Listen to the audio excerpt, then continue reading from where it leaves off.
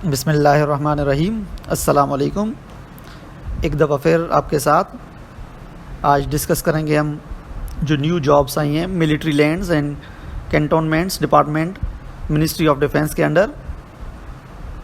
इसमें आपको आज सिखाएंगे हम कि इसका जो फॉर्म है वो कैसे फिल करना है। उसमें दो तरीके के फॉर्म्स हैं। एक तो वो मैनुअल फॉर्म है जो आप प्रिंट आउट करके हाथ से निकाल के भेजेंगे। दूसरा है जिसका आप प्रिंट लेके ऑनलाइन फिल करके प्रिंट लेके फिर भेजेंगे। तो सबसे पहले हम बात करेंगे जो पोस्ट हैं उसके बारे में, और इसके अलावा जो इसके पास्ट ट्रेंड्स रहे हैं इसके पेपर्स के यूटीएस के थ्रू आई हैं। यूटीएस के जो पुराने पेपर्स हैं या पास्ट पेपर्स हैं उनके बारे में भी हम डिस्कस करेंगे, कोशिश करेंगे इस वीडियो में। सबसे पहले जो पोस्ट आई हैं उसके बारे में डिस्कस करते हैं कि applications are invited from eligible candidates both male and female.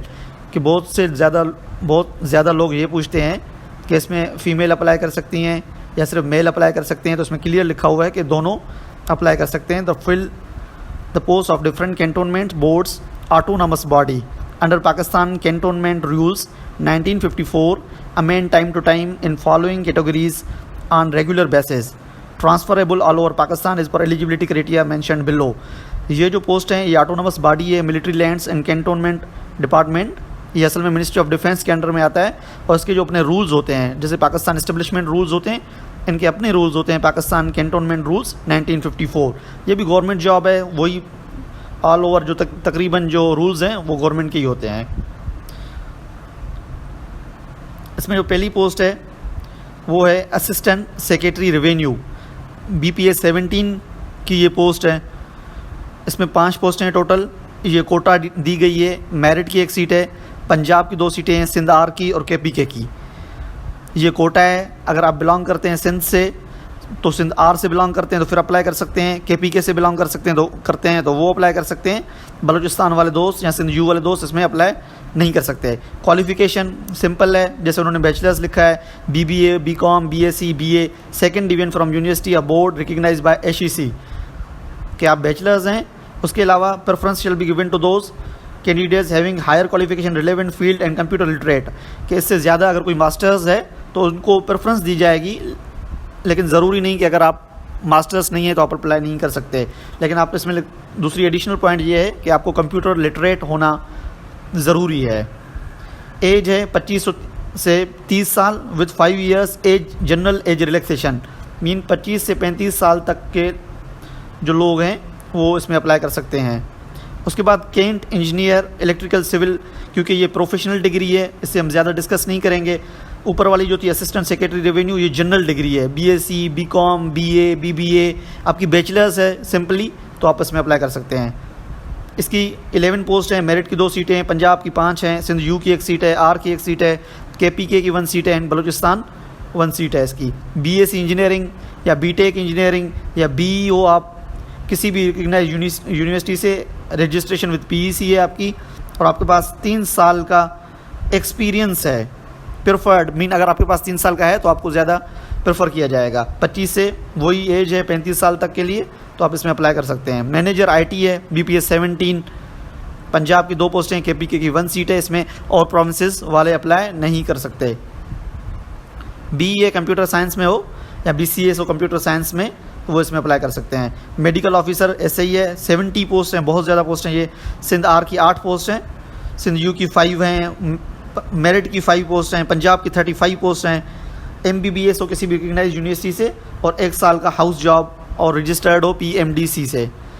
वही एज लिमिट है 25 से 35 साल तक। लॉ ऑफिसर है, ये भी प्रोफेशनल डिग्री है। 11 सीट्स हैं, मेरिट की 1 सीट है, पंजाब की 6, सिंध यू और KPK बलूचिस्तान सब की 1-1 सीट है। LLB हो किसी भी रिकग्नाइज यूनिवर्सिटी से 2 years experience from bar council which shall be counted from the date when advocate become member of any bar association. 2 साल का ज़रूरी है इसमें आपके पास एक्सपीरियंस हो। 25 से 35 साल तक वही उम्र है। असिस्टेंट मैनेजर IT BPS 16 ये भी प्रोफेशनल डिग्री है। इसकी 14 पोस्ट हैं। BE कंप्यूटर साइंस हो आपकी या BE कंप्यूटर सॉफ्टवेयर इंजीनियरिंग में हो तो आप इसमें अप्लाई कर सकते हैं। 22 से 28 साल और 5 साल एज रिलैक्सेशन है इसमें। Assistant revenue superintendent, assistant land superintendent, assistant office superintendent या असिस्टेंट अकाउंटेंट BPS 14 की 21 पोस्ट हैं, मेरिट की 2 हैं, Punjab 11, Sindh U2, Sindh R2, KPK की 2। इसमें भी सिंपल BA है, BSc है, BCom है, मीन आप सिंपल बैचलर्स हैं विद C ग्रेड किसी भी रिकग्नाइज यूनिवर्सिटी से, आपके पास 3 साल का एक्सपीरियंस है, तो आप इसमें अप्लाई कर सकते हैं। एज वही है 18 से 25 साल, 5 रिलैक्सेशन है इसमें। Assistant public relation officer 10 post हैं, इसमें bachelors degree in public relation, journalism, mass communication with minimum grade C, कि इसमें जिसकी बैचलर्स या तो पब्लिक रिलेशन में है, जर्नलिज्म में है या मास कम्युनिकेशन में, सिर्फ वो लोग अप्लाई कर सकते हैं। इसमें उसके अलावा अप्लाई नहीं कर सकते। जैसे आम जनरल BA है तो वो अप्लाई, या BSc है या BCom है या BBA है, वो इसमें अप्लाई नहीं कर सकते। इसमें है दूसरा, कंप्यूटर नॉलेज आनी चाहिए उसको। Candidate having 3 years relevant experience will be preferred, कि 3 साल का आपके पास एक्सपीरियंस हो। कैंट ओवरसी सिविल इलेक्ट्रिकल, ये भी प्रोफेशनल डिग्री है, 3 साल डिप्लोमा हो जिसके पास, या BTech हो आपके पास, या BE या BSc हो आपके पास, तो आप इसमें अप्लाई कर सकते हैं। क्योंकि ये प्रोफेशनल डिग्री है, इस पर ज़्यादा हम डिस्कस नहीं करेंगे। कोटा दी हुई है इन्होंने, मेरिट की है Punjab, Sindh U, Sindh R, KPK, Balochistan, फाटा, AJK। उसके बाद रिसेप्शनिस्ट है BPS 12, 25 पोस्टें हैं इसमें, मेरिट की 2 पोस्टें हैं, पंजाब की 12, सिंध U की 2, सिंध R की 3। इंटरमीडिएट और equivalent with minimum grade C, MS office certificate from recognised institute, कि आपके पास सिर्फ इंटरमीडिएट है, आप इंटरमीडिएट हो, आपके पास एक सर्टिफिकेट है, नो नीड टू एक्सपीरियंस की कोई ज़रूरत नहीं इसमें। 18 से 25 साल, 5 साल और रिलैक्सेशन है इसमें, मीन आप 18 से 30 साल तक के हैं तो आप इसमें अप्लाई कर सकते हैं। सिंपल पोस्ट हैं, बहुत ज़्यादा पोस्ट हैं इसमें 25। कंप्यूटर ऑपरेटर 11 पोस्ट हैं इसकी, BPS 12 है, बहुत अच्छी सैलरी होगी इसकी भी। इंटरमीडिएट हो आप, और उसके बाद आपके पास 3 साल तजुर्बा हो, इससे भी वही 18 to 30 years। उसके बाद असिस्टेंट गार्डन सुपरिटेंडेंट है, BPS 12, 6 पोस्ट हैं इसमें, सिंध U की 1 है, सिंध R की 1 सीट है, KPK की 1 सीट है, FAFSC with minimum grade C and 1 year diploma certificate in garden, horticulture, landscaping. ये जो टर्म दिए गए हैं, अगर आप इस पर पूरा उतरते हैं तो फिर आप अप्लाई करेंगे, अदरवाइज़ आप एलिजिबल इस पोस्ट के लिए नहीं है। UDCA, ये फिर जनरल सीट है, इसमें 72 पोस्ट हैं, BA graduation with minimum grade C, आप बैचलर्स हो किसी भी यूनिवर्सिटी से, टाइपिंग स्पीड हो आपके पास 30 वर्ड्स पर मिनट, 3 months कोर्स सर्टिफिकेट हो इन MS office. Candidate having 3 years relevant experience will be preferred, अगर आपके पास एक्सपीरियंस है 3 साल का तो आपको प्रेफरेंस दी जाएगी, अगर नहीं है फिर भी कोई इशू नहीं, आप इसमें अप्लाई कर सकते हैं। डेटा एंट्री ऑपरेटर BPS 9 है, 30 पोस्ट हैं इसमें, मैट्रिक हो, ग्रेड C,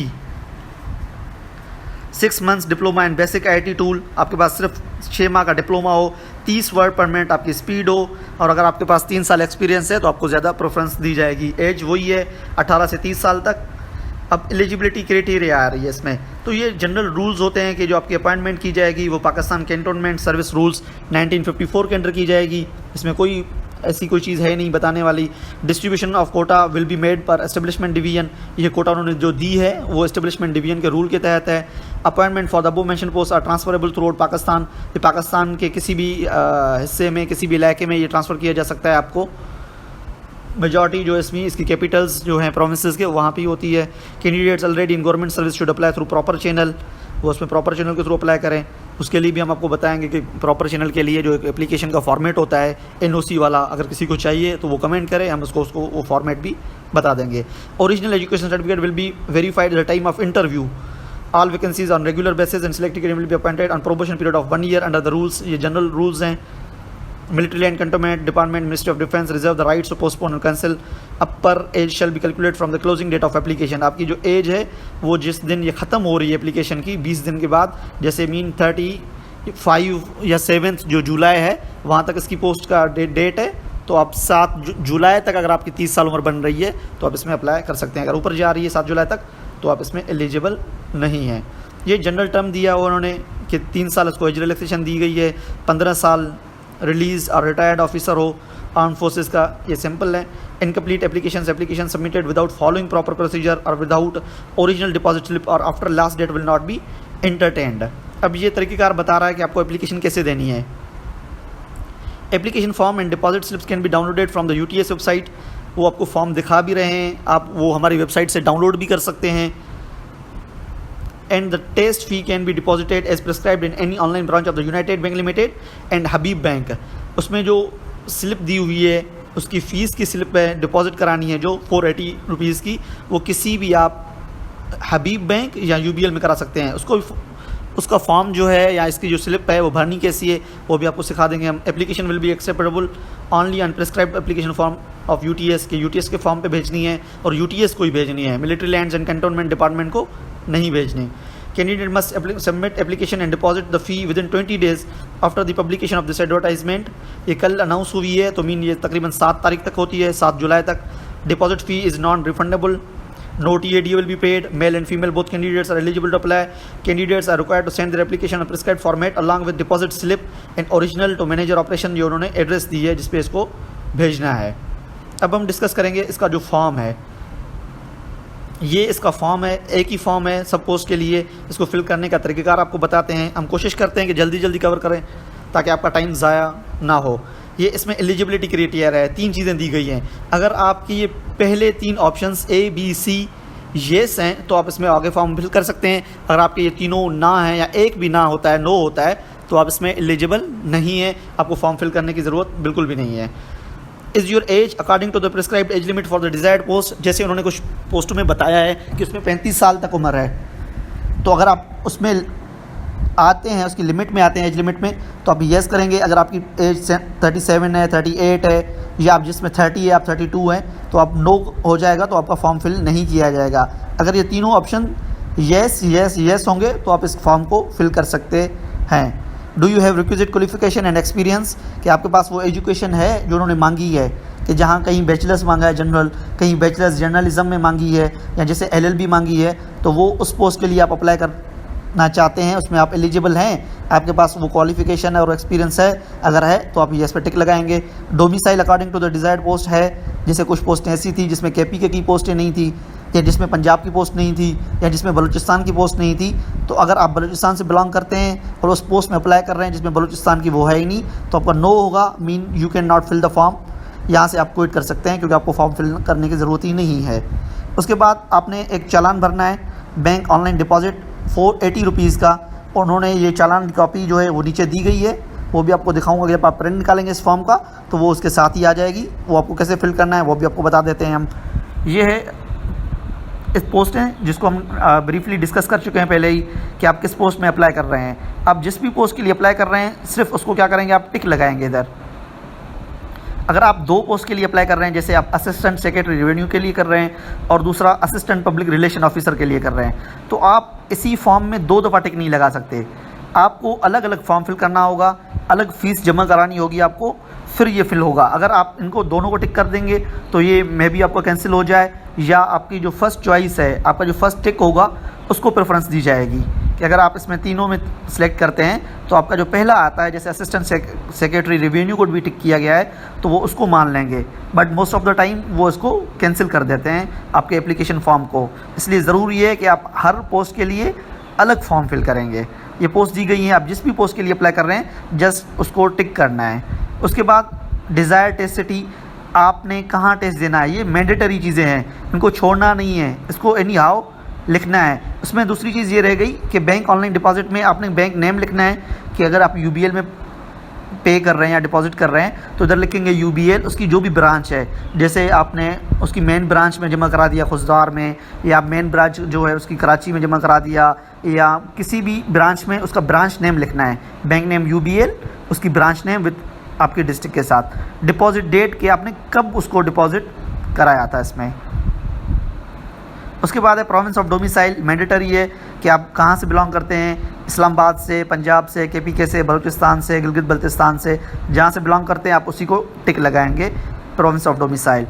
उसके बाद डोमिसाइल डिस्ट्रिक्ट, आप अगर जैसे पंजाब से बिलोंग करते हैं तो आप बहावलपुर, तो मैंडेटरी में आप उसमें डोमिसाइल डिस्ट्रिक्ट में बहावलपुर लिख देंगे, पंजाब ऊपर लिखा हुआ टिक लगाया है। अगर आप सिंध यू से बिलोंग करते हैं तो आप जैसे लिखेंगे हैदराबाद, या सिंध मलीर है जैसे, या वेस्ट कराची है, जो भी आपका डिस्ट्रिक्ट है, या सिंध आर से हैं तो हैदराबाद है आपका, या आपका टंडोला यार है, जो भी आपका डिस्ट्रिक्ट होगा वो उसको आप फिल करेंगे। बलूचिस्तान वाले भी ऐसे करेंगे।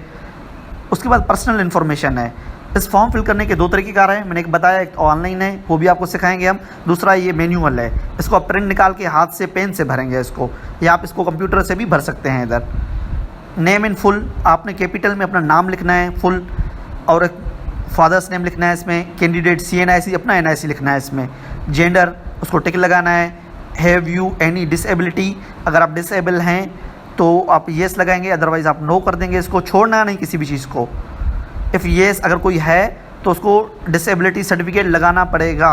डेट ऑफ बर्थ आप इसमें लिखेंगे डेट, इसमें मंथ लिखेंगे, इसमें ईयर लिखेंगे। ईमेल एड्रेस देंगे आपके पास अगर है तो वेल एंड गुड, अगर नहीं है तो कोई इशू नहीं। पोस्टल एड्रेस ये बहुत ज़रूरी चीज़ है, आपने पोस्टल एड्रेस वही देनी है जहाँ पे आपको डाक रिसीव हो सके, जहाँ पे कोई इन्वेलप, कोई लिफाफा, कोई लेटर आ सके, मीन कोई प्रोमिनेंट जगह हो। जैसे आपका घर है तो उसके साथ कोई मस्जिद है, कोई दुकान है, कोई शॉपिंग मॉल है, कोई स्ट्रीट है मेन मशहूर, तो वो आप इसमें एड्रेस लिख देंगे, सिटी लिखेंगे और उसका डिस्ट्रिक्ट भी आप लिख देंगे। ये ज़रूरी है पोस्टल एड्रेस सही नमूने से लिखें ताकि आपको वो कॉरेस्पॉन्डेंस में कोई मुश्किलात पेश ना आए। फ़ोन नंबर रेजिडेंस अगर आपके पास है तो ठीक, नहीं है तो उसको आप डैश लगा देंगे। मोबाइल नंबर ज़रूरी है, आपने वो मोबाइल नंबर देना है जो किसी और नेटवर्क पे कन्वर्टेड ना हो, ये याद रखना है। रिलीजन जो भी आपने टिक करना है, मुस्लिम, क्रिश्चियन, अदर है तो आप उसको टिक कर देंगे। Are you government servant employee, अगर आप गवर्नमेंट एम्प्लाई हैं तो येस, अगर नहीं है तो नो, अगर हैं तो टोटल एक्सपीरियंस आपका कितना है, और उसके लिए आपको NOC भी देनी पड़ेगी। Are you retired from Pakistan arm forces, अगर आप हैं तो उसका आपको सर्टिफिकेट दिखाना पड़ेगा आखिर में, येस, अगर नहीं है तो आप नो कर देंगे, इनको छोड़ना नहीं है खाली। अगर आपने येस किया है तो आप टोटल एक्सपीरियंस लिखेंगे, अगर नो कर दिया है तो no need to write in this column. Question number point number 14 है, sorry, widow son daughter of deceased government employee, अगर हैं आप कि आपके वालिद या वालदा ड्यूरिंग सर्विस इंतकाल कर गई है तो आप उसमें येस लिखेंगे, अगर आप नहीं है तो आप नो कर देंगे, अगर हैं तो आपको वो सर्टिफिकेट दिखाना पड़ेगा, वो उसको आपको अटैच भी करना पड़ेगा। उसके बाद एकेडमिक इन्फॉर्मेशन है जो मैंडेटरी है, ज़रूरी है। उन्होंने क्लियर लिखा हुआ है कि UTS will not issue roll number slips to those who have not filled in their academic record properly. Candidate should convert their grades CGPA into marks, write exact degree name and major subject mention in certificate oblique transcript. ठीक है, matric है जैसे सबसे पहले तो आपने matric किया है, O लेवल किया है, या कोई अदर सर्टिफिकेट है आपके पास जैसे मदरसे की सनद है मैट्रिक के बराबर की, तो वो लिखेंगे, अदरवाइज आप मैट्रिक। साइंस में या आर्ट्स में वो टिक करेंगे। पासिंग ईयर्स लिखेंगे इधर कि आपने 2005 में किया, 2004 में किया। ऑब्टेन मार्क्स, आपने कितनी मार्क्स ली, टोटल कितनी मार्क्स थी, आपकी परसेंटेज क्या बनी, आपकी बोर्ड या यूनिवर्सिटी क्या है, क्योंकि मैट्रिक की डेफिनेटली बोर्ड ही होगा तो आपने वो बोर्ड लिखना है, इसमें प्रॉपर बोर्ड का नाम आ जाएगा। उसके बाद इंटरमीडिएट है, वही FA FSC साइंस में है, आर्ट्स में है, ICOM है, A लेवल है, या कोई अदर सर्टिफिकेट है तो आप इसमें लिख देंगे। प्री इंजीनियरिंग, प्री मेडिकल, वही सेम पैटर्न है, इसको डिस्कस करने की कोई ज़रूरत नहीं है। अगर डिप्लोमा है, अगर आपके पास डिप्लोमा नहीं है तो आप इसको क्रॉस लगा देंगे, इधर से इन दोनों को क्रॉस लाइन लगा देंगे। बैचलर्स BSc है, BA BCom है या BBA है तो आप उसको इधर टिक लगा देंगे। उसके बाद बैचलर 16 ईयर्स है आपके पास, जैसे BE है, MA है, MSc है, LLB है, MBBS है, तो आप उसको इस हिसाब से फिल करेंगे। अगर आपकी BSc है तो आपकी स्पेशलाइजेशन किस में है, BA है तो आपकी किस में है, BCom है तो कौन से सब्जेक्ट से आपके वो फिल करनी है। अदर आपके पास कोई सर्टिफिकेशन है तो आप इसमें डाल सकते हैं। रिलेवेंट एम्प्लॉयमेंट रिकॉर्ड में आपने क्या करना है, अगर आपके पास रिकॉर्ड इधर लिख रहे हैं आपको तो आपको उसका एक्सपीरियंस सर्टिफिकेट इस फॉर्म के साथ भेजना ज़रूरी है। ऑर्गेनाइजेशन, आपने किस ऑर्गेनाइजेशन में काम किया, मिसाल के तौर हम ले रहे हैं, आपने नेस्ले में काम किया है, नेस्ले कंपनी पाकिस्तान लिमिटेड में काम किया है। आपकी job title, job relevant experience, ये याद रखना कि अगर आप असिस्टेंट के लिए कर रहे हैं या UDC के लिए अप्लाई कर रहे हैं और आप रहे हैं वहाँ पे गार्डनर, तो आप उसमें ये आपकी रिलेवेंट जॉब नहीं है, आपकी रिलेवेंट जॉब होना ज़रूरी है, इसमें याद रखना। तो जॉब टाइटल लिखना है, जॉब रिलेवेंट एक्सपीरियंस के उतना कितने साल का एक्सपीरियंस है आपका, किस डेट से, मंथ और ईयर और कब तक है, वो आपका 1, 2, 3 जितना भी अगर नहीं है तो आप इसको ऐसे क्रॉस लाइंस लगा देंगे कि आपके पास कोई एक्सपीरियंस नहीं है। उसके बाद अंडरटेकिंग है कि आपने जो ऊपर लिखा है वो प्रॉपर है, आप यहाँ पे आए अपना नाम लिखेंगे, सन ऑफ या डॉटर ऑफ जो भी है ऑफ वो लिखेंगे, इधर डेट लिखेंगे, यहाँ पे आप इसके ऊपर सिग्नेचर करेंगे, इसके ऊपर वही इंस्ट्रक्शंस हैं। Fill the application form properly with complete and correct information, do not leave any field blank, कोई भी खाना खाली नहीं छोड़ना आपने, इनकरेक्ट और गलत इन्फॉर्मेशन नहीं देनी, ये कभी भी जाके आपके कैंडिडेट को कैंसिल करा सकती है। 2 फोटो इसमें अटैच करने हैं, एक ये दिया हुआ है स्टेपलर के साथ, एक ऊपर दिया हुआ है वो गिल्लू के साथ अटैच करना है विथ वाइट बैकग्राउंड, ये याद रखना कि वो वाइट बैकग्राउंड के साथ हैं। अब इस एप्लीकेशन के साथ क्या क्या भेजना है, अगर आपके पास एक्सपीरियंस है तो एक्सपीरियंस सर्टिफिकेट, अदरवाइज़ क्या लगाएंगे, ये फॉर्म, आपने डिपॉजिटेड स्लिप, जो स्लिप भरना सिखाएंगे आपको नीचे है, एक NIC की कॉपी, 2 फोटो। डॉक्यूमेंट्स भेजने की, आपके एजुकेशनल डॉक्यूमेंट्स है उसको भेजने की कोई ज़रूरत नहीं है आपको। इसकी लास्ट जो डेट है उन्होंने रखी है 10 जुलाई 2020 तक आप इसमें अप्लाई और फ़ी जमा करा सकते हैं। आपको किस एड्रेस पे भेजना है, ये है please send application forms to manager operation, ये पूरा लिख के इस पे एनवेलप पे आप भेज सकते हैं इसको, किसी भी प्राइवेट कोरियर सर्विस से या पाकिस्तान पोस्ट सर्विस से भी आप इसमें पोस्ट कर सकते हैं। इसका ये चालान फॉर्म है जो फिल करना है, अपनी डेट लगानी है यहाँ पे कि आप जिस डेट पे आप फिल कर रहे हैं ये बैंक में। ब्रांच कोड, हर बैंक का अलग ब्रांच कोड होता है, ये पहले फिल नहीं करके जाएं, आप जब उस ब्रांच में जाएं तो उनसे पूछ के वहाँ से फिल कर दें। अगर HBL में कर रहे हैं तो यहाँ टिक लगाएंगे, अगर UBL में तो यहाँ। इसमें भी इजी है, एप्लीकेंट नेम, सन ऑफ या daughter of, cell number, CNIC number, post applied for, आप कौन सी पोस्ट के लिए वो प्रॉपर पोस्ट लिखनी है आपने। ये अमाउंट पहले लिखा हुआ है 480, ये आपका चालान फॉर्म है, इसमें कोई भी सिग्नेचर करने की ज़रूरत नहीं है। ये इनकी 3 कापियाँ होंगी जिसमें एक कॉपी बैंक रखेगी, एक कॉपी आपके पास होगी और एक कॉपी ये जो ऊपर वाली है इसको आप UTS के पास भेजेंगे। ये सिंपल एप्लीकेशन फॉर्म था जो आपको भरना सिखाया। इसमें कोई और ऑप्शन हो जो आपको समझ में ना आया हो, कोई क्यूरी हो तो आप बराए मेहरबानी इसमें आप कमेंट में हमसे पूछ सकते हैं। बाकी जो इनसे रिलेटेड पास्ट पेपर्स हैं वो हम कोशिश करेंगे नेक्स्ट वीडियो में डिस्कस करें, और जिसको इसका ऑनलाइन फॉर्म फिल करना है वो भी हम कोशिश करेंगे इसकी नेक्स्ट वीडियो में इसमें डिस्कस करेंगे। शुक्रिया, अल्लाह हाफ़िज़।